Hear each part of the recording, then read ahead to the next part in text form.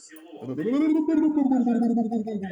городе, ключевом центре типа по поводу трехэтажную постройку. В играх все это было. Вот заходим во двор, там почти дворы колодцы, то есть такой Петербург в миниатюре. И, конечно, архитектура здесь старалась подражать столичным тенденциям. Тут есть и местный северный модерн на соседней улице.